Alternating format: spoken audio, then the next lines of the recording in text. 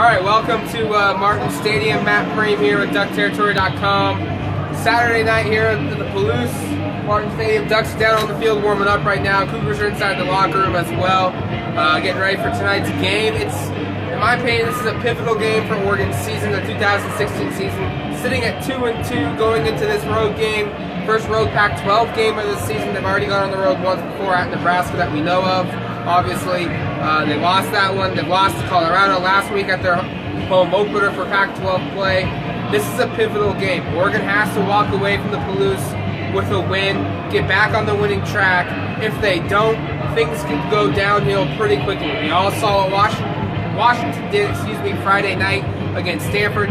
They're in town next weekend against Oregon. Then you have a bye. Utah right now, and Cal is much improved. And then you come home, you got a much improved Arizona State team on the road at USC. As you can see, the trend goes.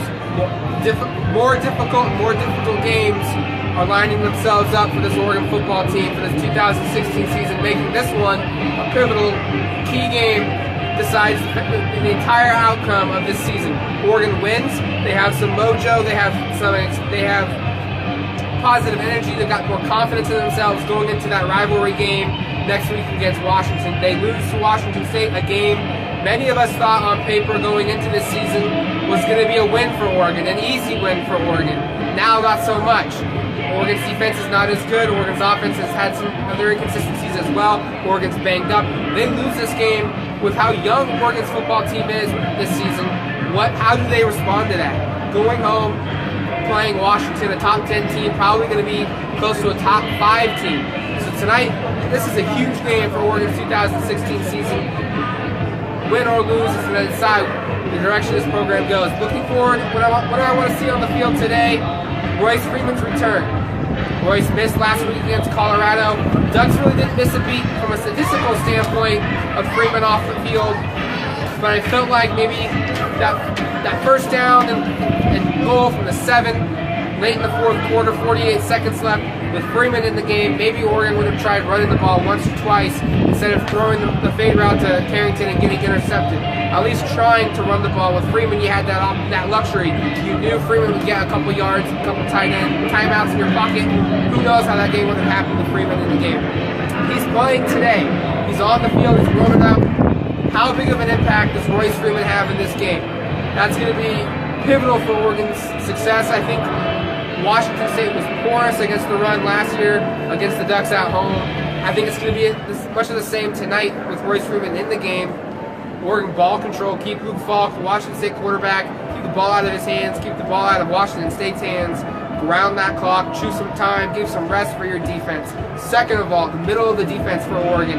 How are the safeties, how are the middle linebackers going to perform in this game against a passing attack that, quite honestly, that's where they're going to attack this Oregon defense.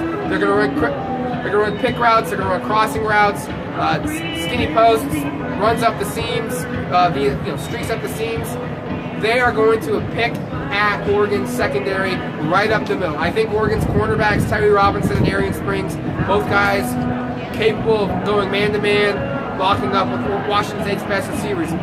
Don't know how Oregon's safeties, Khalil Oliver, Brendan Schooler, and then their linebackers, Johnny Reagan, you got Troy Dye, Jonah Moy, Danny Manningly, Daquan McDowell. How is that group going to mesh in coverage with Washington State's 4 and sometimes 5 wide sets of receivers? That's key number 2 for Oregon. And then number 3, we've heard them talk all week this week about player-only meetings and owning up your mistakes and going back to the Oregon culture and reliving the Oregon past, bringing it back now and winning games and playing hard. Now it's time to show it. What does this team look like early on in this game? Do they have that nasty fight in them that we've seen previous years before? Or do they have that lackadaisical slow start? Do we see the offense go 3 and out like they've had the last couple of series to opening games this year? And does the defense, like last week against Colorado, does this team just let the Cougars run all over them, pass all over them, I should say, and score their first touchdown on their first drive? Both teams, Oregon's first series on defense, first series on offense is going to tell us a lot about this game. I personally think Oregon's going to come fired up. You listen to the seniors, you listen to the veteran guys on this team, they're fired up, they're ready to go. It's a big game. It's a little chilly out. It's about 64, 65 degrees right now before kickoff. We're a couple hours away. Sun's starting to set here on the Palouse. It's going to be a cold night. It's going to be a rocking night. Martin Stadium's sold out. We'll be on duckterritory.com all through the day for the game, for pregame, postgame, in-game updates, what have you. We're live on the scene here at Martin Stadium for Oregon at Washington State. Kickoff set 6:40 on Pac-12 Network. Follow us on duckterritory.com. We'll talk to you then. Thanks.